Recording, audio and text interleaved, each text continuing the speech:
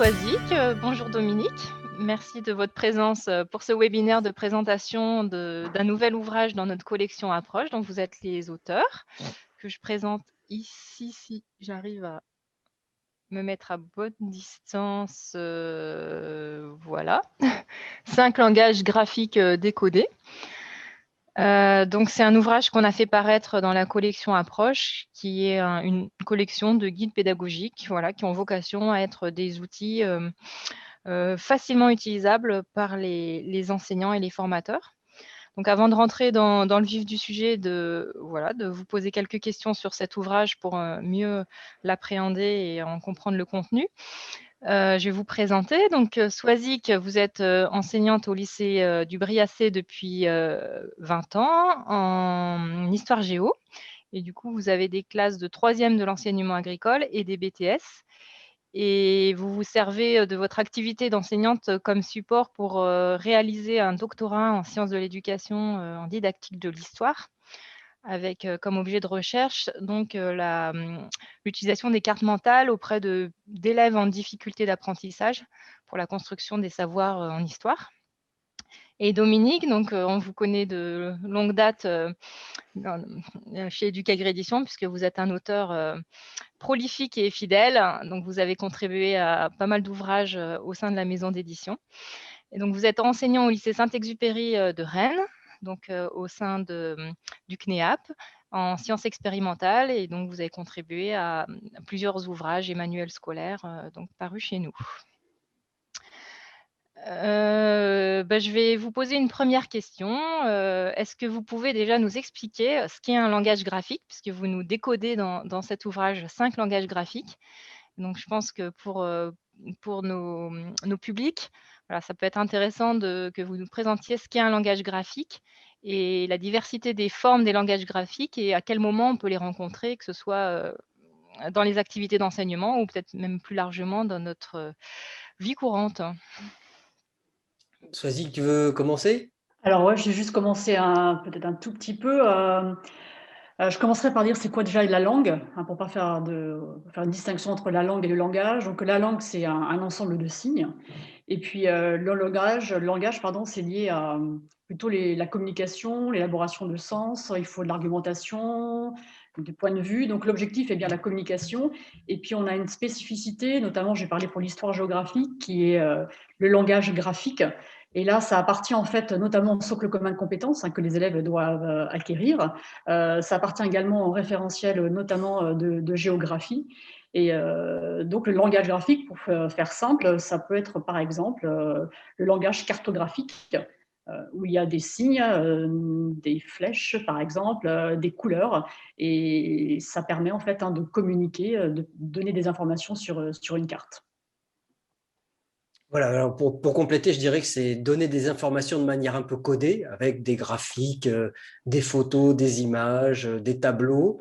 Et en fait, ces langages graphiques, on les utilise en permanence. Ils font partie de ce que nos élèves doivent connaître et être capables de décoder. Et donc, l'objet, c'est bien comment dirais-je, de sensibiliser les enseignants au fait que ces langages qui nous sont tellement familiers le sont moins pour les élèves et ils sont parfois difficiles pour eux à décoder. Et donc, on insiste sur les difficultés potentielles de ces langages graphiques du point de vue des élèves. Merci Swazik et Dominique. Et oui, j'ai trouvé ça en effet tout à fait intéressant, parce que vous présentez en fait des éléments qui nous sont très familiers, que ce soit des tableaux, des images, des logigrammes, etc. Et du coup, on se rend compte à la lecture de l'ouvrage qu'en fait, on ne s'est jamais vraiment posé la question de comment on avait appris à utiliser ces langages graphiques et de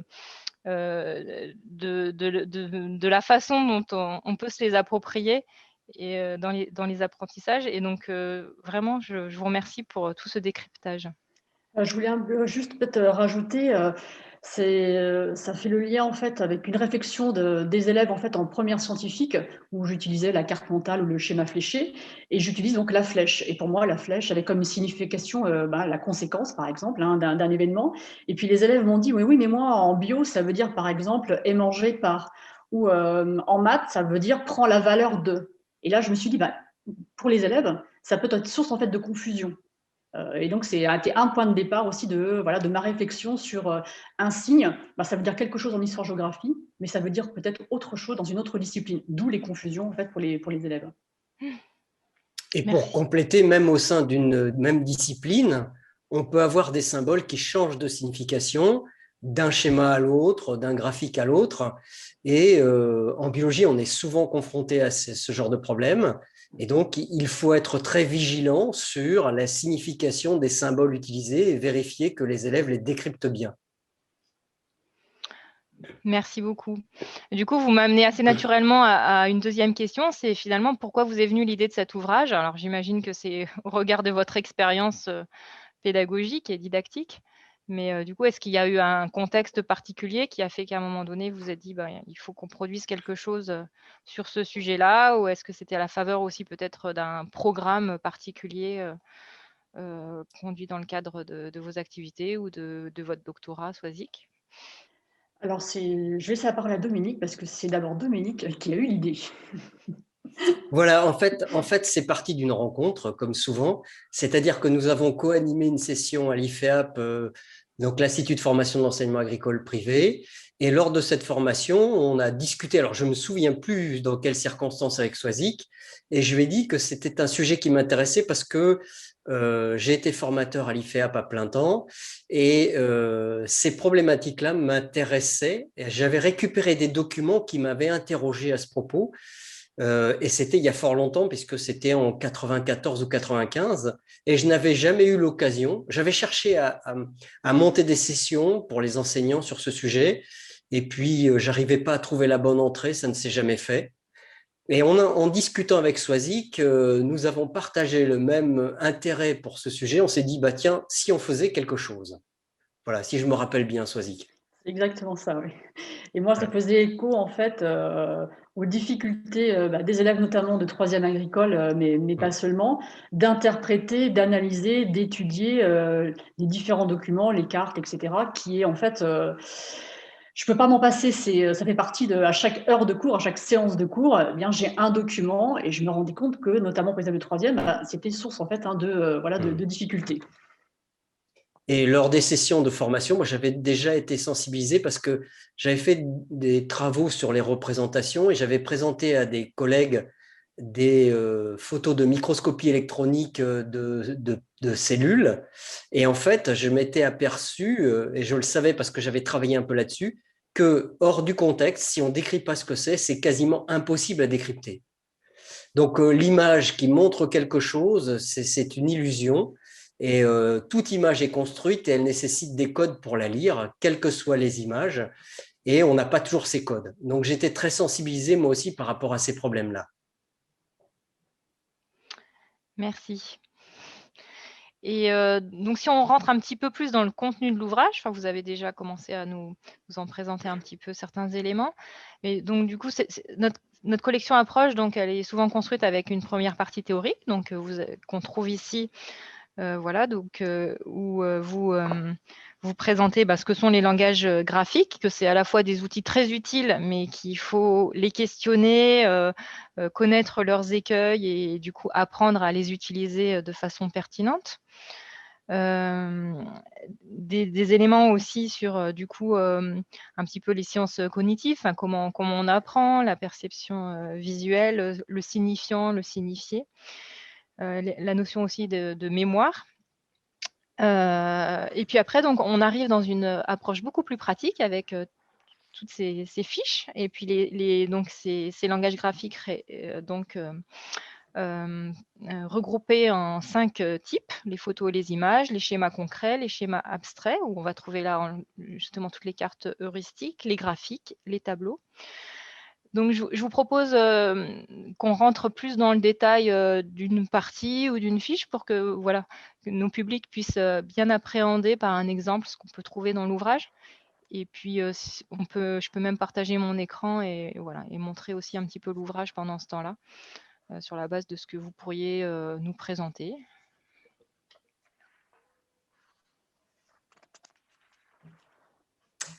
Oui, ce que je voulais dire, c'est que j'apprécie beaucoup la collection parce qu'en fait, justement, l'intérêt, c'est qu'elle permet un détour théorique, mais que le lecteur est libre de lire ou ne pas lire. Et ensuite, les fiches, et il n'y a pas d'ordre de lecture, c'est-à-dire je peux commencer par travailler une fiche, puis avoir besoin d'un contenu un peu technique, je vais regarder, ou plus théorique, je vais regarder dans la partie théorique.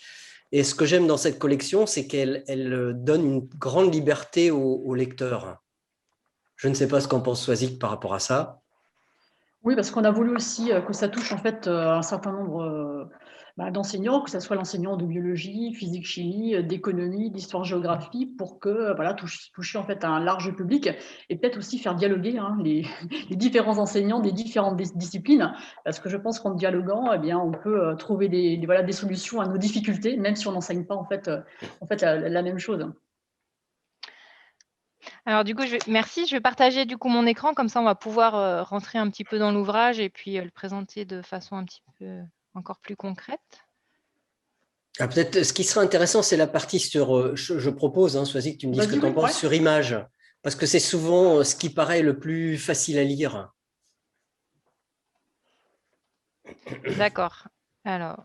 Enfin, c'est une proposition. Oui. Donc, vous allez normalement voir mon écran. Très bien. Alors, juste un mot pour souligner aussi, et Soisic pourra en témoigner, pour la partie théorique, c'est ce qui a été le plus difficile pour nous parce qu'en fait, une recherche bibliographique nous a permis de voir qu'en réalité, il n'y avait pratiquement aucun travaux de didactique sur la lecture des images, des tableaux, des graphiques. Et donc, il a fallu bâtir un ensemble théorique quasiment de rien du tout.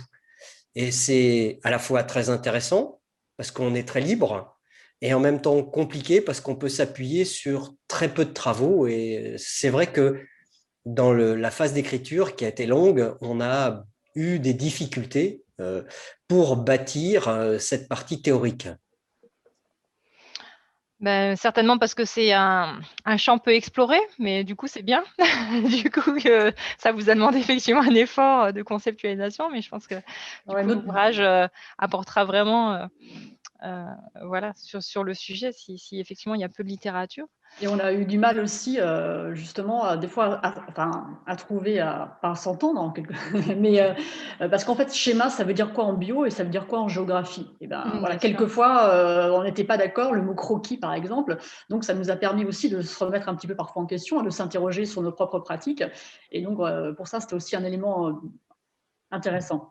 Mais là, heureusement, je me permets d'intervenir, on a découvert un auteur qui s'appelle Peraya, qui a travaillé sur les manuels scolaires et qui nous a permis de nous interroger sur ces définitions et en fin de compte de tomber d'accord assez facilement. Il a créé des catégories qui nous ont permis nous-mêmes de mettre au clair nos représentations sur ces différents types de langage graphique. D'accord.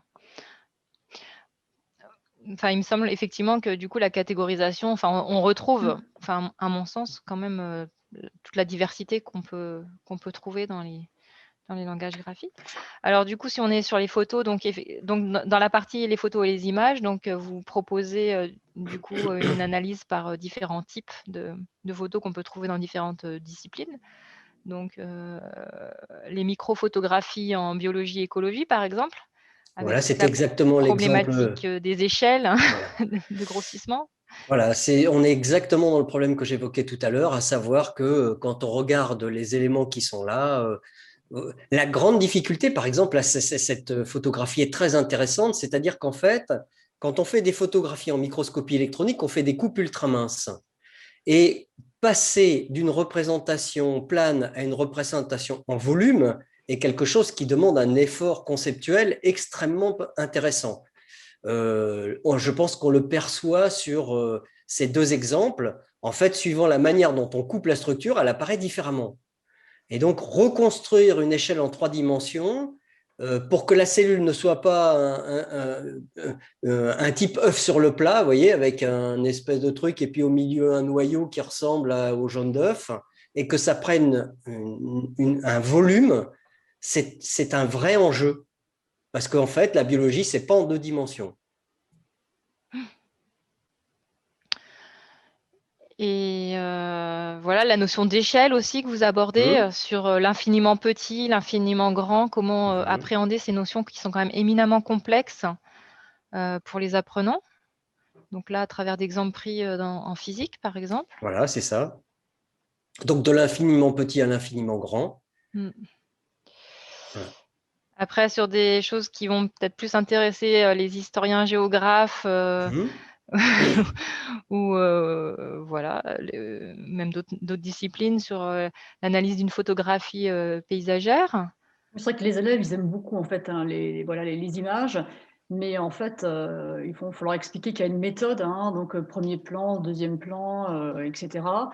Donc ça, faut les habituer, hein, pour que ça devienne aussi un automatisme. Et puis la difficulté pour les élèves, en fait, c'est de comprendre, en fait, qu'il y a un aménagement, hein, voilà, de l'homme sur le territoire. Et donc la partie, analyse, pourquoi on a tel habitat à tel endroit, pourquoi on a une zone de culture, c'est aux élèves, en fait, de trouver, les informations, et c'est dur parfois de faire le lien entre ce qu'ils voient, en fait, et comment ils doivent voilà, le décrypter.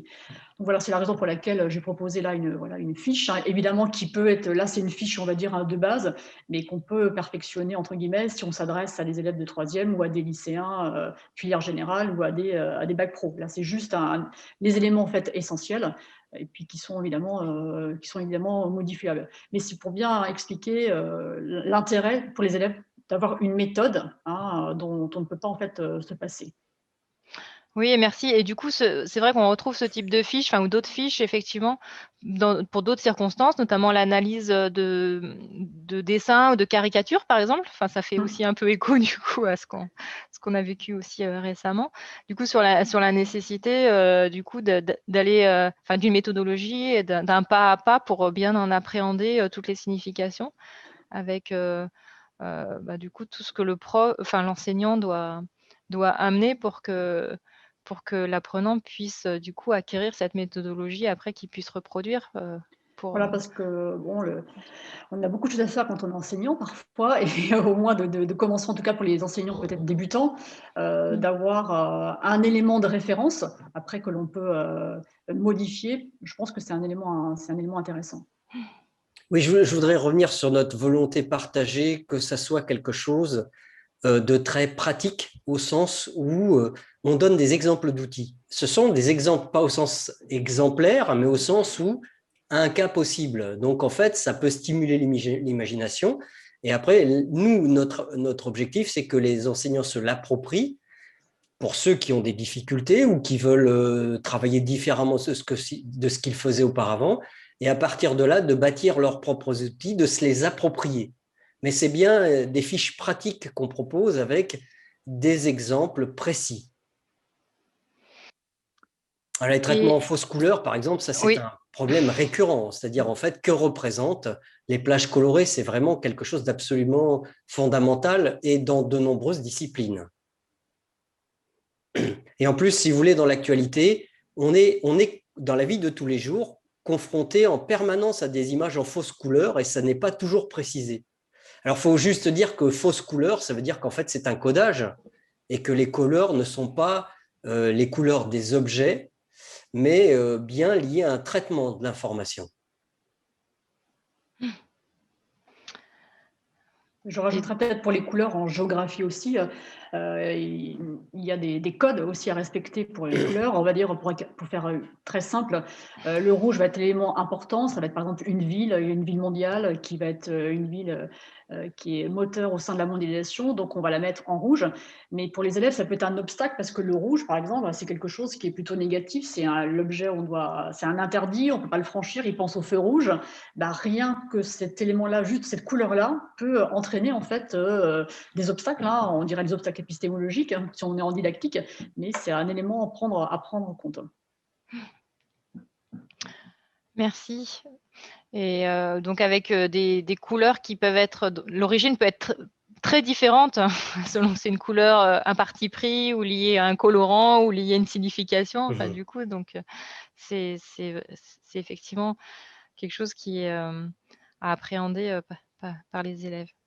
Je vous remercie pour d'être rentré un petit peu dans les contenus. Donc voilà, on va pas rentrer plus dans le détail, mais vraiment, je vous invite à le découvrir parce que comme, comme tu l'as dit Dominique, vous avez vraiment, pris le parti d'avoir des choses très pratico-pratiques et tirées de plein de disciplines différentes. Donc je pense que voilà, beaucoup de gens pourront y trouver, leur compte, dans des disciplines, voilà, très Si je différentes. peux juste rajouter un petit quelque chose, nous sommes partis d'exemples de manuels scolaires, donc de choses qui existent, avec l'objectif juste de l'utiliser. Il ne s'agit pas pour nous de critiquer les auteurs de ces schémas, mais bien de souligner les difficultés que peuvent rencontrer les apprenants lorsqu'ils sont confrontés à ces éléments-là. Merci Dominique. Et j'avais une dernière question du coup.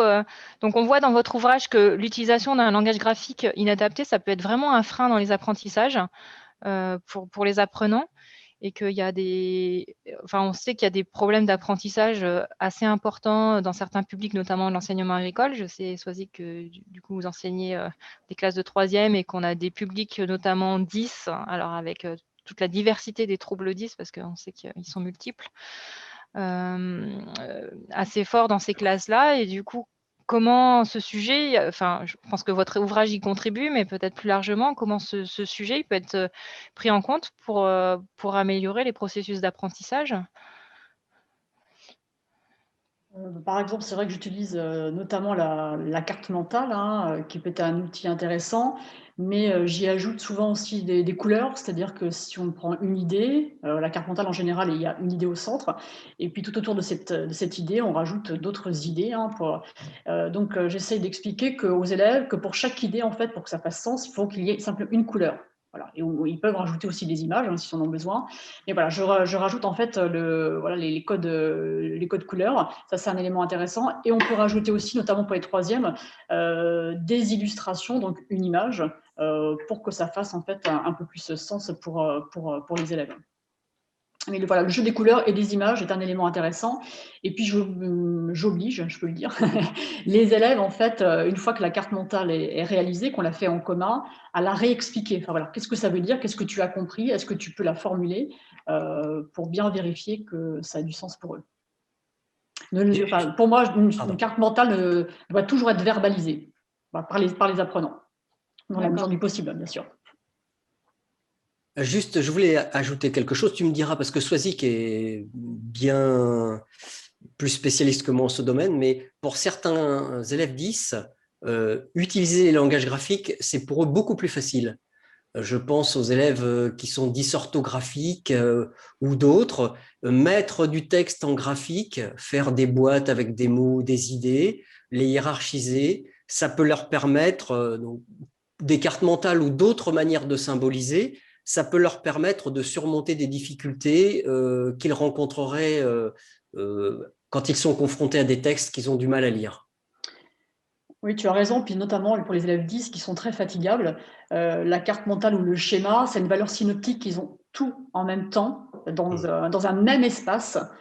Et donc ça, c'est un élément très important pour eux. Mais par contre, c'est vrai, comme je disais tout à l'heure, peut-être en préambule, c'est que pour les dyspraxiques, par exemple, là, c'est plus difficile. Donc, il faut bien prendre en compte ce trouble de l'apprentissage parce que c'est encore plus difficile pour eux de lire un tableau, une carte, un schéma. Eh ben, merci beaucoup pour votre retour et vos témoignages. Et du coup, on a aussi eu un retour que Laetitia donc, nous a mis sur le chat d'une enseignante postée sur LinkedIn qui recommande cet ouvrage qu'elle a acheté en décembre et qui le trouve très accessible et très éclairant et qui compte adapter ses pratiques du coup à la lecture de votre ouvrage. Et ben avant de clore, je vais laisser la place peut-être à des questions éventuelles si jamais certaines personnes présentes souhaitent profiter de votre présence pour vous poser une question. Alors, il y en a une. À quel niveau d'enseignement est destiné cet ouvrage? Alors, pour ma part, j'ai pris des exemples donc de troisième agricole, mais aussi de filière générale et de filière bac pro. Oui, j'étais en train de répondre en disant qu'en fait, pour moi, il n'y a pas de, enfin par écrit, hein, c'est pour ça que je disais, il n'y a pas vraiment de niveau. C'est-à-dire qu'en fait, les remarques qu'on fait, je pense, sont transposables à différents niveaux en fonction de la formulation. Parce qu'en fait, un même graphique peut être utilisé à différents niveaux scolaires en l'exploitant différemment.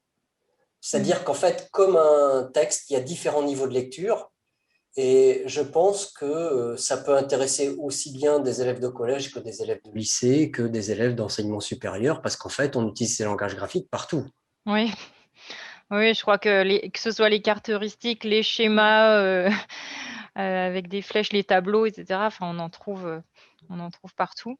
Oui, j'ai beaucoup aimé aussi l'affiche sur la pyramide des âges, parce que c'est quand même un graphique éminemment complexe et qu'on retrouve Mhm. tout au long de la scolarité et même plus tard. Et du coup, voilà, je trouve que vous en faites un décryptage tout à fait intéressant.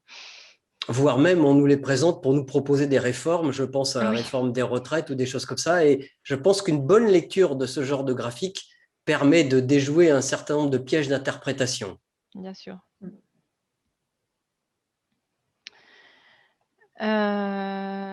Ben voilà, je ne sais pas s'il y a d'autres questions. Eh ben, écoutez, on approche de la demi-heure, donc je vais vous remercier très chaleureusement, Soisic et Dominique, pour votre contribution à cet ouvrage et puis pour votre présence aujourd'hui. Et puis j'espère que notre échange voilà, pourra donner à voir et donner envie à nos publics d'acquérir l'ouvrage et puis de l'utiliser surtout au service de leur enseignement. Merci à tous les deux. Merci, Merci. merci pour votre confiance et puis à bientôt. À bientôt. À bientôt.